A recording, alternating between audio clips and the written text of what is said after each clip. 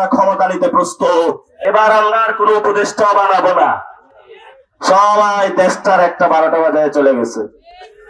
এবার হলো একটাই অ্যাকশন, তরুণরা পুরা বাংলাদেশে যেভাবে ডাকাতদেরকে ঠেকিয়েছে এইভাবে নিজেরা ক্ষমতায় গিয়ে নেতৃত্ব দিয়ে বাংলাদেশে চাঁদাবাজি বন্ধ করবে, টেন্ডারবাজি বন্ধ করবে, তরুণদের কর্মসংস্থান ব্যবস্থা করবে, ব্যবসায়ী ভাইদের উন্নয়ন করবে, পুলিশের সংস্কার করবে, ব্যবসার সংস্কার করবে, মিডিয়ার সংস্কার করবে, আপনার মা বাবার চিকিৎসার নিশ্চিত করবে, আপনার যিনি সন্তান রয়েছে তার চাকরির ব্যবস্থা করবে।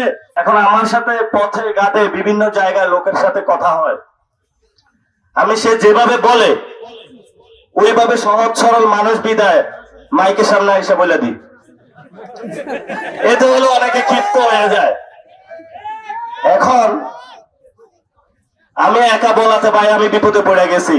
এখন আপনারা সবাই একসাথে বলতে হবে, কোন দল সমর্থন দিচ্ছে এটা দরকার নাই, দলের চেয়ে জনগণের সমর্থনের উপরে এই পৃথিবীতে আর কোনো কিছু নাই। এখন হলো আমাদের জনগণের দিকে তাকাইতে হবে। আমাদের জনগণের সাথে তারা গাদ্দারি করেছে, আমরা জনগণের পক্ষে কথা বলি, আমাদের কোনো পদ দরকার নাই, আমরা কোনো লোভ করি নাই।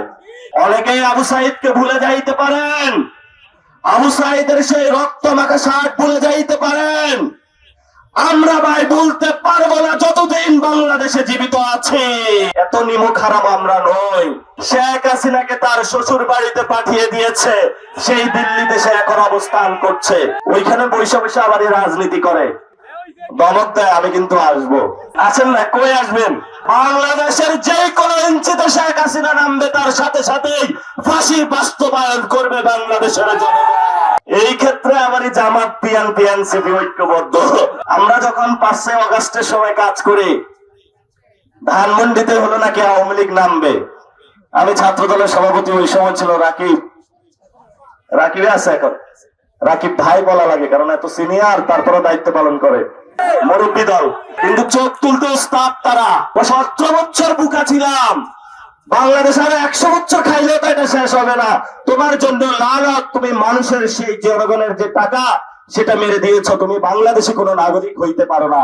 এত এই ধরনের মানুষ রাজনীতি করে, এখন নিজেরা রাজনীতি করতে লজ্জা পায়। তাদের সাথে রাজনীতি করি, কথার ঠিক নাই, বার্তার ঠিক নাই, রাতে করে মাদকের ব্যবসা, দিনে করে চাঁদাবাজি। আমি এই জন্য কোন আর টক শোতে যাইতে চাই না। ডানে ঘুরে দেখে একটা, বামে ঘুরে দেখে আরেকটা। দুর্নীতির গন্ধ খুব বিশ্রী গন্ধ।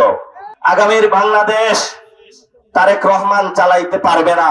ওনার 6 মাসে উনি প্রস্তুত এবং প্রমাণ করে দিয়েছেন উনি বাংলাদেশ চালানোর পরীক্ষায় ফেল করেছেন। যে পরীক্ষায় ফেল করেছেন এই পরীক্ষায় আর তাকে দ্বিতীয়বার বসানো উচিত না।